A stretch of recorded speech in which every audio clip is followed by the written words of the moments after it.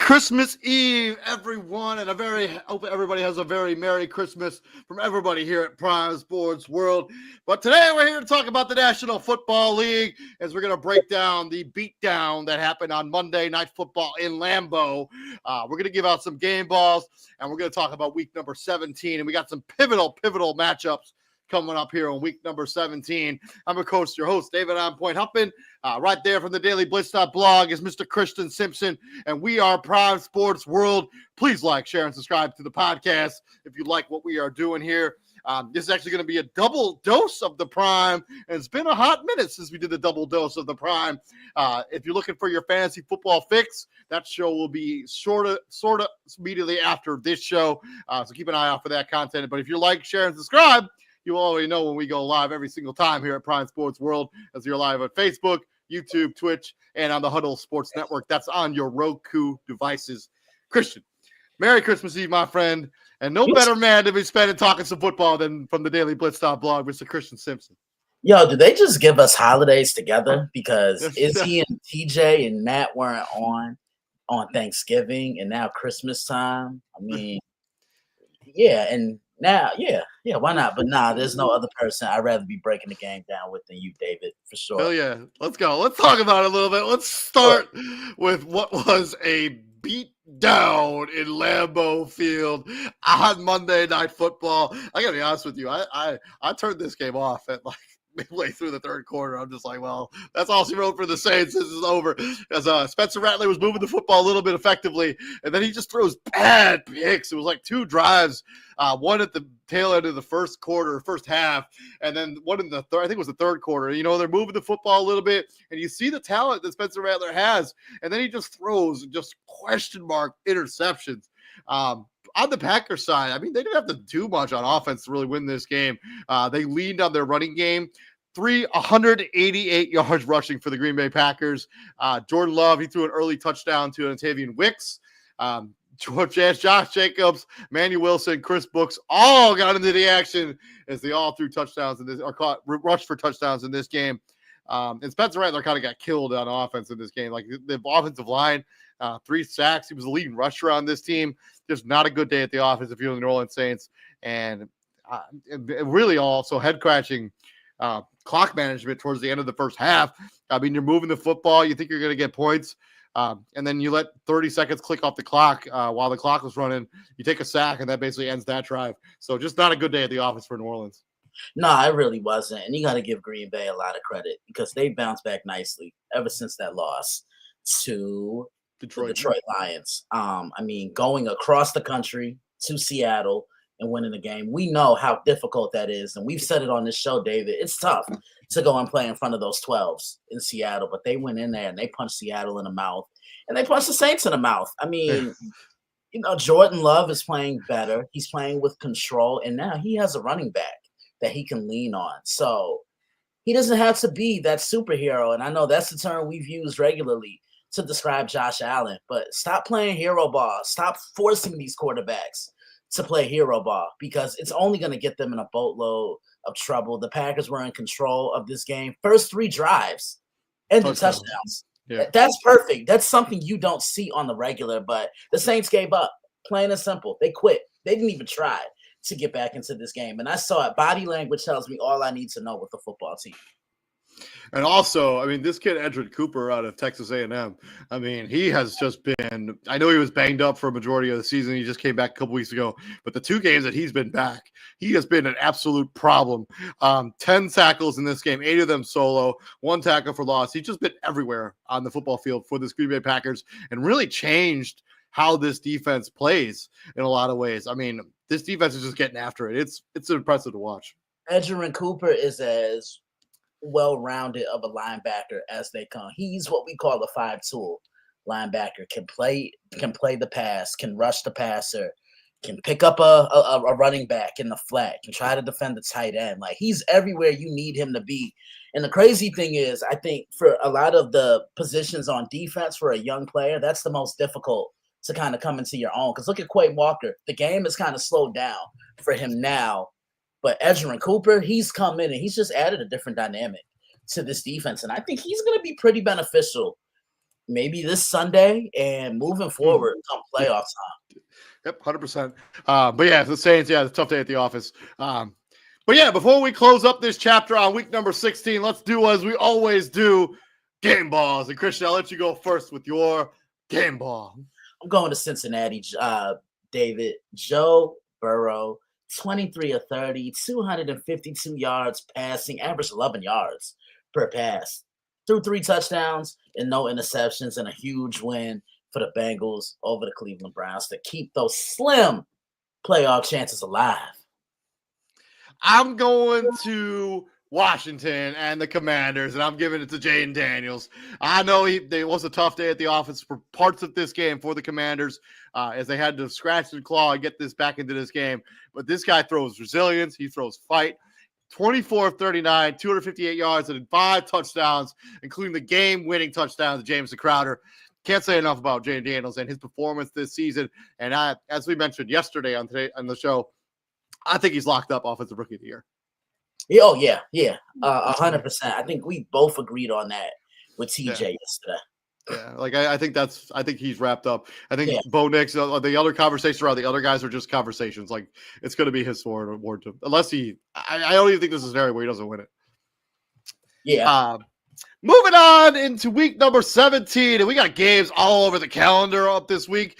We got games on Wednesday, which is Christmas Day. Again, a very Merry Christmas from everybody here at Prime Sports World. We got games on Thursday night. We got games on Saturday. We got games on Saturday night. We got Sunday night football. We got Sunday night football. We got Monday night football. Oh, I forgot to fix some of the boldness on this graphic. I will get to that in a second. Let's start first in Arrowhead, or actually in Pittsburgh, as the Kansas City Chiefs go into Heinz Field, or whatever it's called now, Exeter Stadium, taking on the Pittsburgh Steelers. Steelers have really struggled the last couple of games, losing to Baltimore, losing to Philadelphia Eagles.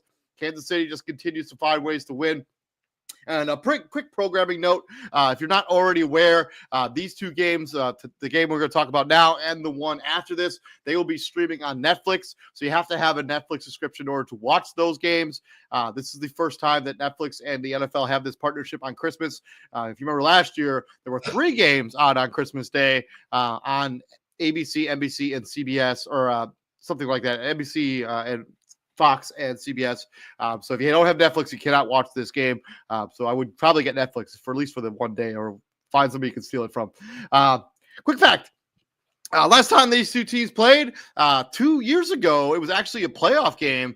And obviously the Kansas City Chiefs hung up 42 points, doubled up the Steelers 42-21. Pittsburgh actually leads the all-time series between these two squads 23-14. But does Kansas City get another one in their belt, Christian? David. Oh, let's go. Let's go.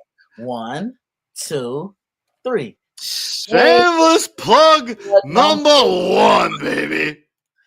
Look, Kansas City's 14-1. They've done it with a power running game. They've done it with defense. And Mahomes has made a clutch play when he's needed to. And I knew he was playing in that game on Saturday. I think they were just trying to fool the Texans and announce it at the last minute. They knew what they were doing. They were strategic in doing it. The Steelers, we knew this was the meat and potatoes of their schedule. You go into Philly and you get beat at your own game. You go into Baltimore, and Baltimore plays their best game since week 4 against the Buffalo Bills. Now, you got the 2-time defending Super Bowl champion coming to town. This will be a huge game for the Steelers moving forward, especially with the playoffs moving, pretty much knocking at the door. But Kansas City, man, they find ways. I preview this one an hour tomorrow before kickoff. Be on the lookout. So that's going to be 12 Eastern Standard Time, and you can find that on the Daily Blitz blog. Moving on from there, let's talk about the other Christmas game. Oh, who's not winning that game, David? Oh, sorry, my bad. I'm going to go Kansas City. I just can't bet against Patrick Mahomes and the Chiefs, and I frankly have not loved what I've seen out of the Pittsburgh Steelers over the last 2 weeks. It feels like they've gotten a little bit away from their identity. They had Najee Harris doesn't seem to be getting the carries they was getting when this team was really rolling. Jaylen Warren actually led the Steelers in carries last week. Not that he's not a good football player. He's just not Najee Harris. I don't like what I've seen out of their offense. I think they've been super inconsistent, and I don't think George Pickens is going to return for this game either. I'm taking the Chiefs. I can't pick against them. I want to say this. I think Jalen Warren is a better fit for what the Steelers want to do offensively than Najee Harris. I don't think Najee's going to be there next year. Maybe the Steelers will draft another running back to back up Jalen, but he just the ball moves more fluidly when Jalen Warren I will just say, I mean, when this Steelers team was rolling, when they were getting wins after win, Najee Harris was the hammer that they were using to be. I mean, he has almost 1,000 yards rushing. I mean, he's been excellent. He just hasn't been. He's basically been invisible the last 3 games. Yeah, definitely. So I don't know. Moving on to the other game on Christmas, we're going to swing into NRG Stadium, the home of the Houston Texans, as they take on the Baltimore Ravens. Texans coming off that loss to the Kansas City Chiefs on Saturday afternoon. Thoughts and prayers still out to Tank Dell. Baltimore Ravens win on Saturday against the Pittsburgh Steelers in what Christian called the most complete game that the Ravens had played this season. And a fun fact, the Ravens lead the all-time series between these two squads 12-2.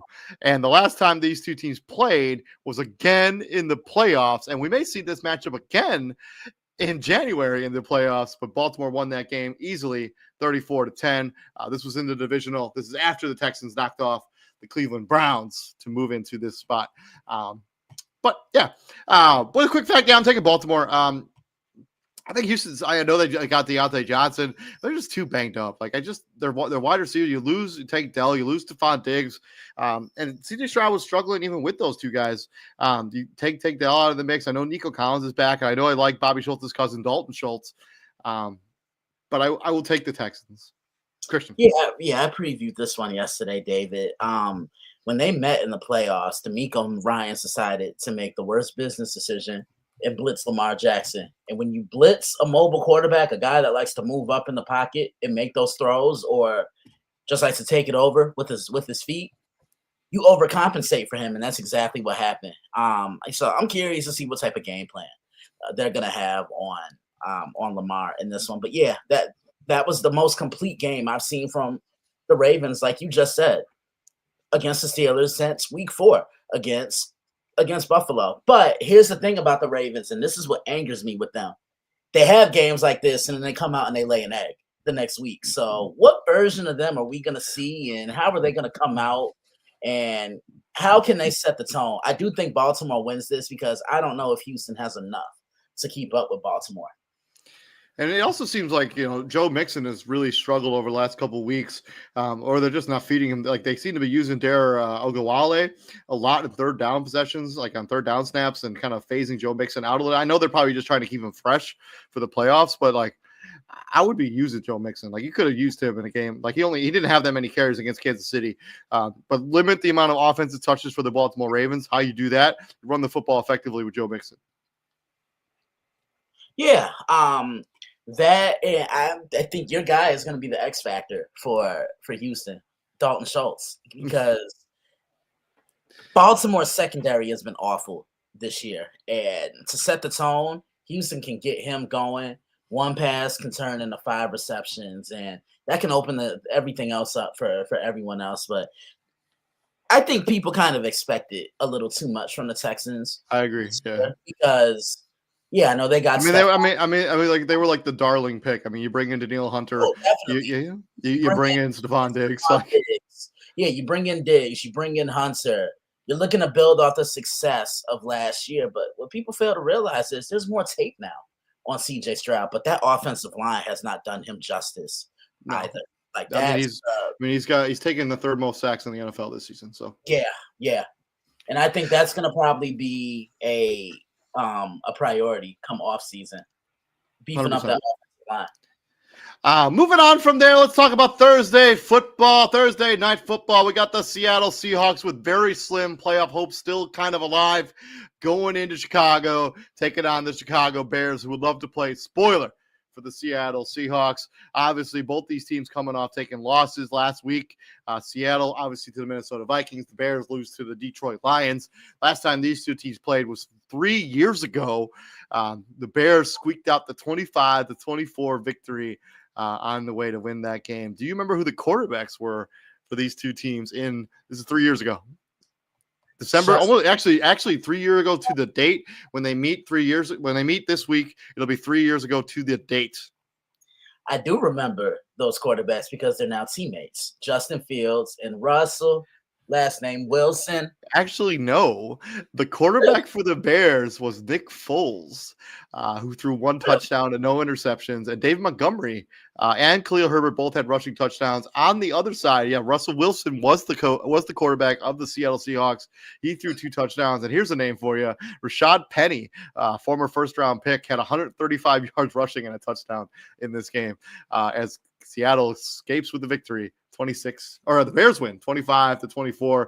As both these teams are 5-10 at this point in the season, 3 years ago. But Christian, how do you think this shakes out in 2024? I like Seattle. This is a must-win for them, but they can't take the Bears lightly. We know the Bears are a struggling football team right now, but the Bears can play spoiler, like you said. Seattle has to get that running game going, because that'll open things up for Geno Smith. Geno can't be throwing the ball over 30 times. 30 times at the most, and I think you have the recipe for success. But anything over 30, that's a recipe for a loss. But Seattle, they need to treat this like a playoff game. They got to win this one. Obviously, they got to win next week and go from there, and hopefully maybe get some help. But their playoff chances are slim. Yeah, I'm going to go with the Chicago Bears. I mean, Kenneth Walker is a question mark if he's going to play or not in this game. So is Zach Charbonnet, who was banged up a little bit in that game against the Minnesota Vikings early in that phase of that game. I think the Bears are going to play a spoiler. I'm going to go Chicago. I mean, the defense for Seattle has given up some big plays. The Bears have been able to score points, especially in the second half of games. I'm taking the Bears in a mini upset. Okay. From there, let's swing into Saturday afternoon football and swinging into the AFC, and 2 teams going in opposite directions. We got the New England Patriots going into SoFi. Was it going into SoFi? Hold on a second, sorry. It's the Chargers going into Foxborough, taking on the New England Patriots. Last time these 2 teams played each other, the Los Angeles Chargers squeaked out the 6-0 victory a year ago, earlier this month. The New England Patriots actually lead the all-time series between these 2 teams, 27-6-2. The Chargers coming off a big win against the Denver Broncos. The Patriots, on the other hand, the fall to the Buffalo Bills in Orchard Park. Christian, how do you think this one shakes out? Patriots, Chargers. I like LA. They'll run the football. I think LA is expected to get J.K. Dobbins back, if I'm not mistaken. So that's going to bolster up their offense. You said it best. That was a huge win for them against Denver, because now they kind of control their own destiny. And it's that Jim Harbaugh impact, man. I mean, everywhere he goes, the success and the winning culture just seem to follow him. He just knows how to bring the best out of a group of men. New England, they just don't have enough. I mean, they're really struggling. I really hope they can build around Drake May, because I actually think Drake May is a pretty good quarterback. I think he's played pretty well. He kind of gets lost in the shuffle a little bit because of the success of Bo Nix and Daniels, and then the eye-popping just passes and stuff that Caleb Williams has been able to do. But he's played pretty well. Yeah, and I just hope he's working with what he has around. He's working with what he has around him. But I really hope that they can build around him, and they can, just add pieces around him. In order for your quarterback to succeed, you got to put him in a position to succeed. J.K. Dobbins also limited participant in practice today. So I imagine he will be back on the football field. He's eligible to return off IR this week. So I imagine he'll be back in that backfield for the Chargers as they look to make a push toward the playoffs here for them. I'm going to take the Chargers too. New England, they're going to play hard and they'll be scrappy. But I just don't think they're going to be good enough to beat the Los Angeles Chargers, especially. I guess it doesn't matter where this game is played, but I'm going to go Chargers. And then to what is probably the game of the weekend. We got the Cincinnati Bengals hosting the Denver Broncos with real playoff implications on the line. Cincinnati has to win this game, and then they have to get a loss by Denver. They need some other scenarios, too. They need the Colts to lose one game. They also need the Miami Dolphins to lose one of their next two. But this is their best chance to keep their playoff hopes alive. They welcome in the Denver Broncos. We're coming off that loss to the Los Angeles Chargers on Thursday Night Football. Bengals obviously coming off beating the Cleveland Browns on Sunday. But this is a game Cincinnati has to have.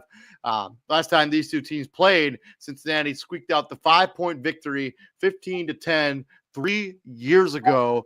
I don't think this game will be as low scoring as that one was, but I'm going to take Cincinnati. This is a really important game. Like, this is a game where you need all your pieces to show up. You need Chase Brown. You need Jamar Chase. You need Joe Burrow to continue what would be an MVP trajectory if the team was better or had a better record. I've seen some real fight from Cincinnati. They've been on the brink for about 3 weeks now, and they've pulled out victories in all three of those games. I'm taking Cincinnati, but it wouldn't surprise me at all if they end up just failing in hilarious fashion, because it's kind of the Cincinnati way. But I will take Cincinnati. Christian. I mean, this game can go either way. Can Denver get their running game going? Like that's something to watch right there. Because I always say when Sean Payton coach teams run the football, they're even more dangerous. Can Bo Nix take better care of the ball? Because he's turned the ball over quite a bit in these last few games, and they're going to be playing a team that's going to be giving their all in the Cincinnati Bengals. But the matchup I'm watching in this game, there's two of them. Patrick Surtain II against Jamar Chase, drafted in the same draft class, and I think Patrick Surtain is the best cornerback in the National Football League, and Jamar Chase has been one of the two best wide receivers in the league. And this Broncos pass rush against Joe Burrow in that offensive line, that's going to be something to watch as well. I'm with you. I like the Bengals. I think they win and they escape in a mini shootout, David. I agree on that. Swinging from there, let's talk about the NFC West, as the Arizona Cardinals were eliminated for playoff contention when they lost to the Carolina Panthers this most recent week, going into SoFi Stadium, taking on the Los Angeles Rams, who are in the driver's seat of the NFC West. Christian, how do you see this game shaking out? Cardinals, Rams, beautiful SoFi Stadium in the backdrop. Man, across the board, the Rams are playing with so much confidence. I mean, they're healthy. What a difference having Puka Nacua and Cooper Kupp makes. Kyron Williams out the backfield. Matthew Stafford, he's still one of those guys. Defensively, they're doing it at a high level, and they're playing for one another, and they're playing with each other. And we both said, David, that it was going to take a collective effort to replace Aaron Donald. It's not just going to take one guy, and they've done it. I mean, I know they're probably going to have to add a couple more pieces, but the Rams are hot right now. To me, coach of the year is between two coaches, Sean McVay and Kevin O'Connell. I like the Rams in this one. I mean, I think Mike Tomlin's got to be in that conversation. Yeah, but I mean, look at it like this. With a straight face, did you really expect Minnesota to be 13-2 right now? I had more confidence on Minnesota being good than I did the Steelers. Before Mike Tomlin has never had a losing season, so I think I know, but when you look at the rosters, I just still think that, like, when you look at the rosters themselves, I still think I would have had more faith in this in Minnesota than I did in the Steelers. Well, I think it's a 3-team. I think it's a 3-man race between Sean McVay, Kevin O'Connell, and Mike Tomlin. Yeah. I mean, I don't necessarily disagree with that. So yeah, I like the Rams. I'm also taking the Rams. I think the Cardinals, like, they were overachieving earlier this season when they were, like, winning games and were in the hunt for the NFC West title. They stole a couple games from the 49ers that they shouldn't have won. But yeah, this is what they are. They're a middle of the pack team in the NFL this season. And I think they were over kicking their coverage earlier this season. The Rams are a better football team, and they should win this game, especially in beautiful SoFi Stadium. And Christian, if you had an opportunity to check out that stadium, you should do that before. Make it on your bucket list. It is real cool. It was nice. It's amazing. It's like nothing you've ever seen before, dude. It was like a once in a lifetime football experience. Yeah, I definitely got to check that out. That's on my list. It was cool. Me and my dad went to go see Chargers Lions there last year. I remember that. It was sweet. I remember that. Moving on from there, we're swinging into the AFC and we're swinging into Sunday. First game on the docket there. Jets going into Orchard Park and taking on the Buffalo Bills. Buffalo has to continue to win games in order to keep any chance they have at winning the AFC, being the number one seed. The Jets are just trying to navigate the remainder of this season as they look towards the offseason. I'll take the Bills. I think the Jets have just been an absolute mess. I have no faith that they're going to be able to. They're going to be able to turn this around, at least not this season. I'll take Buffalo, but I wouldn't be surprised, especially if the Chiefs win on Christmas Day, because that would be the end of Buffalo's chances at the number one seed. If Josh Allen and like their number one starters only play like a half of this game, and then potentially don't play at all next week, which could be a scenario where the Jets could win this game. But I'll take the Bills. Yeah, I like Buffalo as well. I just think they have to tighten a couple things up. I love the fact that they were running James Cook, but guys got to catch passes. Tackles got to be made. Guys got to play in coverage down the field. The Jets, they've been a mess all year long, as you and I have been alluding to throughout this year. But Buffalo, they're the way better team. I remember I called this game the first time when they met, and first place was on the line. Now, look, all these weeks later, what a difference. Yeah. Buffalo needs to win at least one more game to make sure, because Baltimore has the tiebreaker against Buffalo. So if they have to win at least one more game before they can really kind of coast through the regular season, because Baltimore is 10-5 and could win out. So if Buffalo loses 2 games in a row to do the season, they go from being the 2 seed down to the 3 seed. I don't know if they. And I also know, let's say the Chiefs lose these final 2 games of the year and Buffalo wins these 2. Both teams will be 14-3. The 1 seed will go to the Buffalo Bills because they own the head-to-head tiebreaker over Kansas City. Yeah, but they'll already know by the time this game kicks off if that's even in the cards. Because if Kansas City beats the Steelers, the number 1 seed is locked up. The 1 seed, right? Yeah. So, okay. Moving on from there, we're gonna go into the Bayou. The New Orleans Saints are welcoming in the Las Vegas Raiders. And a fun fact about these 2 teams matching up: the series is currently tied between the Las Vegas Raiders and the New Orleans Saints at 7-1. But the New Orleans Saints, the last time these 2 teams played, beat them 2 years ago, 24-0. But how do you see this version shaking out, Christian, as neither of these teams are really playing for anything more this season, except for maybe some pride?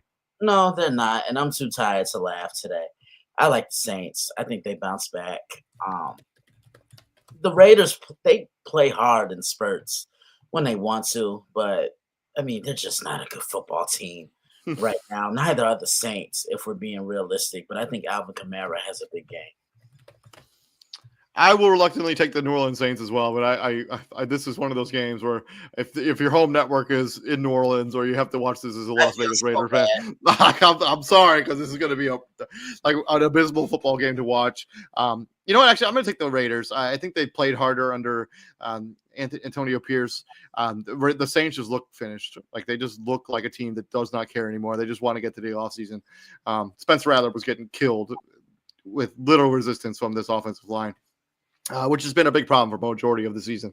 Although I do want Alvin Kamara to hit that 1,000 yards.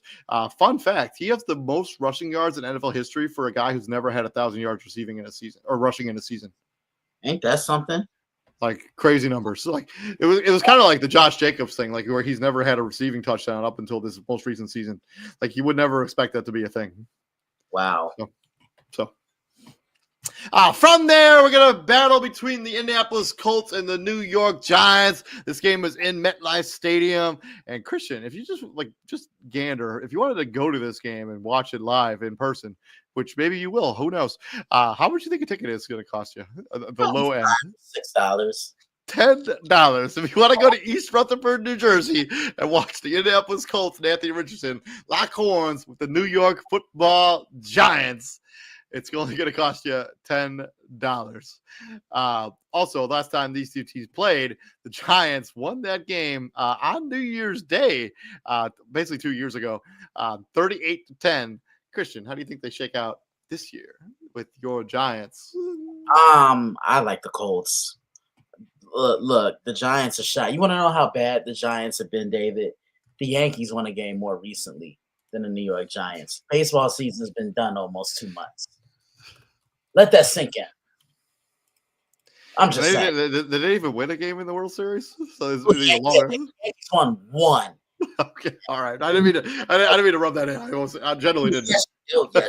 TJ were here, he'd be like, yeah, But look, the Giants, they're such a mess.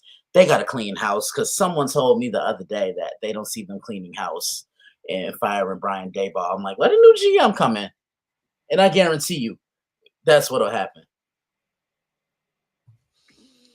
Yeah, I'm thinking the Colts as well. I think the Giants. I think they absolutely need to clear house, the coaching staff, front office, whatever it takes to start brand new with whatever you're going to do in the offseason. Probably draft a quarterback, but that's another conversation for another time. But I'll take the Colts. But I wouldn't. I really want Cincinnati to make the playoffs, and I need the Colts to lose one of their last 2 games. But they go up against the Giants and the Titans. They're probably not going to lose either one of those 2 games. So I'll take the Colts. From there, we're going to swing into the NFC East as we got the Dallas Cowboys, fresh off beating the Tampa Bay Buccaneers, going into Philly, the city of brotherly love, taking on the 12-3 Philadelphia Eagles, who just lost to the Washington Commanders. And I know the Dallas Cowboys played spirited football against the Tampa Bay Buccaneers, even though they were eliminated from playoff contention. The Eagles are going to play hungry. I don't know what Jalen Hurts' status is for this game. I'll look it up here in a few minutes, but I'm not totally sure it matters. I will take Philadelphia to win this game. I expect Saquon Barkley to have over 150 yards rushing in this game and put himself kind of back into the MVP conversation after, a one down week against Pittsburgh. He gets back into the conversation in this game with an absolute showcase against the Dallas Cowboys. Yeah, I can see that because I think Offensive Player of the Year has come down to 2 guys, Jamar Chase and Saquon Barkley. Because if Saquon breaks Eric Dickerson's single-season rushing record, he's probably winning Offensive Player of the Year, maybe even MVP if we're being real. But if he doesn't, I think it's Jamar Chase's. The Eagles let that game drop. Just too many countless mistakes, not taking advantage of opportunities, coming away with 3 instead of 6, leaving points on the table. They're going to play hungry, like you said. I definitely like Philly. I always refer to this as the best rivalry in the National Football League, but it hasn't been anything but that this year. Usually these 2 are playing for something in in the NFC East, but Philly has just really steamrolled through the division. Yep. From there, we're going to swing from the NFC East to the NFC South, and we got the Carolina Panthers fresh off beating the Arizona Cardinals and removing them from playoff contention, have the opportunity to do the same thing against Tampa Bay, although this game is in the pirate ship, as the 8-7 Buccaneers, fresh off losing to the Dallas Cowboys on Sunday Night Football. The game that Tampa Bay has to have in order to stay in contention in the NFC South. And basically, that's the only path to the playoffs. I think the wild card spots are all locked up already. Christian, Panthers, Buccaneers. I think Carolina's going to play them tough, just like they did a couple weeks ago in Charlotte. But I think the Buccaneers do just enough to escape. I always say it, these divisional matchups are extremely tough, David. Dave Canales, he knows this Tampa team like the back of his hand. He's back in Tampa for the first time since taking the job with Carolina. This is a must-win for Tampa because they dropped the ball last week against the Cowboys.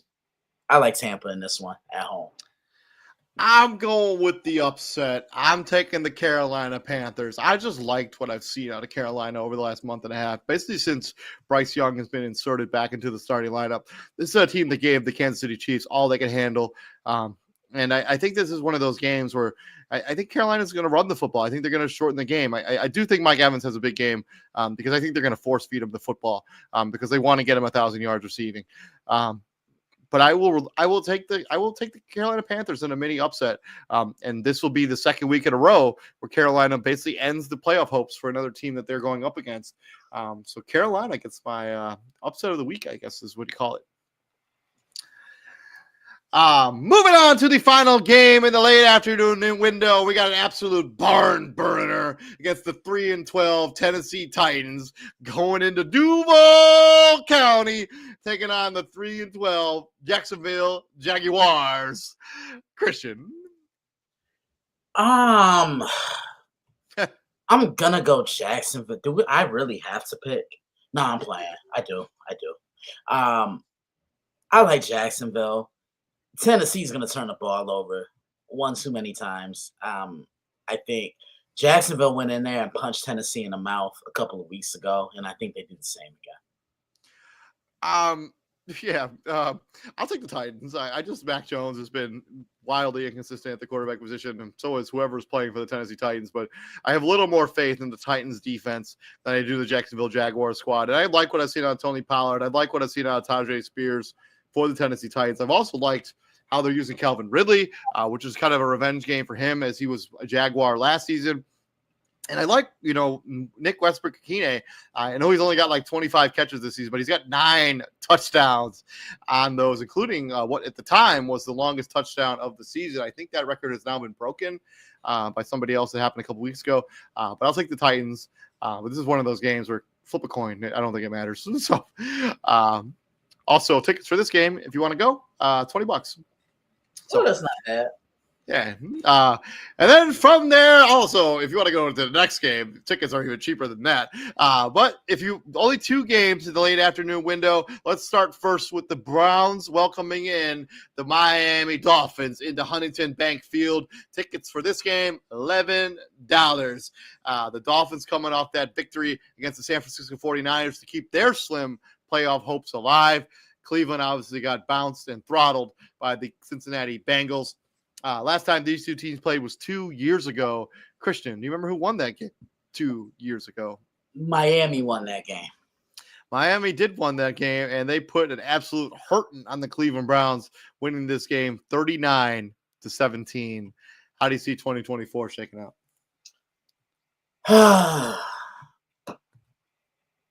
I do want to take Miami, but they struggle in the elements.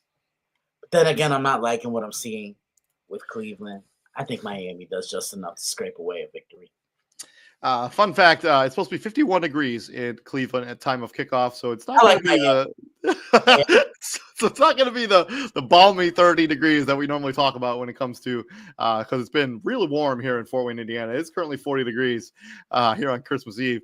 I'm going to take Miami Dolphins as well. The DTR is just not it at quarterback, so like Cleveland, whatever you're going to do at quarterback, probably going to have to be figured out in the offseason because DTR, Jameis Winston, not the answers, and Deshaun Watson is a conversation to be had an absolute another day. To the game of the weekend, Green Bay going into US Bank Stadium, taking on the Minnesota Vikings. Both these teams are coming off taking W's. Packers obviously winning on Monday night.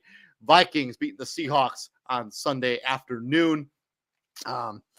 Vikings got the edge on the Packers last time these 2 teams played. Minnesota has to win this game in order to keep contention for that number 1 seed in the entire NFC. Actually, I think because those 2 teams play each other, they could potentially even lose this game and still be in the hunt for the number 1 seed in the NFC, depending on what happens later, obviously. But, Christian, I think I know what's coming, baby. David, I actually previewed this one today. Oh, all right, let's go. I'm Daily Blitz.blog. Let's go. There's only one shameless plug, and we already did it. Both teams are clicking right now. I think this is going to be a collision course. The Packers have won 5 of their last 6. Minnesota's won 8 in a row. Minnesota, you put a whole bunch of things on a paper with a little box, and you check mark it. They can do it. Win the shootouts. Check. Run the football. Check. Aaron Jones he's been a great fit for this football team and this offense. He just looks like he's having fun once again. They have weapons. Outside of Justin Jefferson, of course. We know he's the biggest, but Jordan Addison, he's really climbed that ladder. I like some of their other wide receivers. I mean, Jalen Naylor. He's been great. TJ Hawkinson's been good. Defensively, they get after you. They're second when it comes to stopping the run. And what do the Packers like to do? They like to run the football. So the only way I think Green Bay is going to win this game is if they throw it, because Minnesota, they're going to suffocate that line of scrimmage, and they're going to, they're going to bottle up Josh Jacobs, and they're going to dare Jordan Love to beat them. Man, this is going to be a fun one. The first game that they played was a good one. I think they rushed Jordan Love back a little too soon because he threw 3 interceptions in that game. But you remember, Minnesota got off to a 28-0 lead, and then Green Bay climbed back, and Minnesota only won by 2. I think this is going to be as close as it was the first time. Well, maybe not as close, but I think it'll be decided by single digits, and I think Minnesota wins this one. Fun fact. So if you want to go to this game in Minnesota, the cheapest ticket you can get is $332. I believe it. Quite the contrast between what you can pay to go to Cleveland and see the Browns right now. Man, I hate the Green Bay Packers. I can't pick them, but I have really liked what I've seen out of them, especially on the defensive side of the football. They just get after the quarterback. I mean, we talked about Edgerrin Cooper when we did the Monday Night Football breakdown. He's been a difference maker on this defense since he returned from injury. But I will take Minnesota, but it's one of those picks where I'm picking with my heart and not my head, because I think Green Bay is going to win, because they are just built like they're built for like. And I know Minnesota likes to stop the run, but I'm not really sure they've gone up against a running attack that's going to be as committed to it as the Green Bay Packers are. And like we saw, like against the Saints, I mean, they're not asking Jordan Love to win them football games. They're running the football down people's throat. And I think that wears people down eventually. And I think that's going to wear down Minnesota potentially. I will take the Minnesota Vikings, but it wouldn't surprise me at all if Green Bay, I can't pick them. I just can't. I hate them. So I'll take it Minnesota. And I do think the offense for Minnesota does present challenges for what is a banged up secondary for the Green Bay Packers. Mm-hmm. From there, Sunday Night Football, and both these teams look to be going to the playoffs, and what could be a potentially first round matchup. I think. No, not quite. The Atlanta Falcons, who playoff hopes have been rekindled after they won against the New York Giants, and the Tampa Bay Buccaneers lost on Sunday night, going into Landover, taking on the Commanders, who are 10-5, and I think they need to win a game to lock up a playoff spot. So, Christian, how do you think these games shake out? Falcons, Commanders. Michael Penix and Jaden Daniels, they were Heisman candidates together last year. Now this is going to be their first meeting against one another in the NFL. I like the Commanders. I just think a win like last week can give you confidence moving forward, but you don't want to still be celebrating the victory from last week, because you still got a football game to play and you're still playing for something. I think this is going to be a tough defense for Atlanta that they're going to be facing. I think this could be one of the closest matchups of the entire weekend from a score standpoint. I could see this coming down to the fourth quarter, but I like Washington at home. I'm going to roll with the Atlanta Falcons because I kind of have to at this point. But the last time these two teams played was last year, and the Commanders got the edge 24-16 over the Atlanta Falcons, as both these teams kind of had lost seasons last year. But I think I like what I've seen out of the defense for the Atlanta Falcons. One of the problems that Atlanta is, that we talked about early on in the season, is a lack of pass rush by the Atlanta Falcons. Yeah, they've generated a pretty solid pass rush over the last 3 weeks. Only one of those games has turned into a victory. But even the games that they lost, they had multiple sacks in those games, and we're generating decent pressure under the quarterback. This offensive line for the Washington Commanders is not as good. Like, Jaden Daniels kind of bails them out of a lot of situations because he's so athletic. But if you can get pressure under the quarterback, I think they can struggle. I will take the Atlanta Falcons. And I also don't really believe in this Washington Commanders defense, especially in the secondary. I know they added Marshawn Lattimore, but I think they're still – the other side is suspect at best. I'll take Atlanta to win this game. To the final game of the weekend, and what many people thought was going to be a rematch of the NFC title game that they played last season, potentially in the playoffs. One of those teams kept up their end of the bargain. The other team did not. And we're also talking about the Detroit Lions going into Levi Stadium, the home of the San Francisco 49ers. Obviously, San Fran eliminated from playoff contention. Season is completely over. Detroit still in the hunt for the number 1 seed in the NFC and needs a victory in order to keep that hopes alive. Last time these two teams played was in the NFC title game. San Francisco squeaked out the 34-31 victory en route to losing to the Super Bowl to Kansas City Chiefs on Super Bowl Sunday. Christian, I know we talked about this a little bit yesterday. This is a game that you probably circled on your calendar before the season started, that this was going to be one you're probably going to be previewing on the Daily Blitz blog. But because of one of these two teams, it does not make the cut. Christian. I mean, San Francisco was just stuck in their own way. You see what I'm saying? Health. And what have I always told you, David? The biggest threat to the 49ers is themselves. When they're healthy, they're a force. They're a force to be reckoned with. But this year, Debo had a horrible year. They lost Brandon Ayuk, and he was their best threat down the field. George Kittle was in and out the lineup with some injuries. Obviously, Christian McCaffrey missing guys on defense. And dare I say it, I think Kyle Shanahan's lost the locker room. I really do. Yeah, I mean, because me and TJ talk about this all the time. I think there's going to be a real conversation about Kyle Shanahan, his job security after this season, after what transpired here. I don't think he's going to lose his job because I think he's earned at least one. I think he's kind of earned to have one bad season. I mean, if a lot of this out of his control, but I think there's going to be a conversation about Kyle Shanahan for sure. Yeah, I like the Lions in this one. I don't think anything else really needs to be said. I'm going to absolutely agree with you on Monday Night Football. It's too bad that this game doesn't have the moxie or the cachet. You know, a rematch of the NFC title game, you expect that to be a top flight regular season game, but it just doesn't build up to that. I'm taking the Lions. I know they're super banged up, but so is San Fran. And San Fran, they may have struggled even really getting motivated for this particular game. Although it is playing spoilers quite the catalyst for motivation. Like if you want to be a spoiler, like you want to get a spoiler, I'll take the Detroit Lions, but this game will be closer than I think many people predict. As I think San Fran's still going to score. This defense for the Lions does give up points, and there is talent on this offense on San Fran outside of, Chris McCaffrey not being available, Brandon Ayuk. So we'll see. I agree. But yeah, thank you very much for joining us. This has been our Week 16 Monday Night Football recap, Week 17 preview and predictions presented by Prime Sports World. Please like, share, and subscribe to the podcast if you like what we're doing here at Prime Sports World.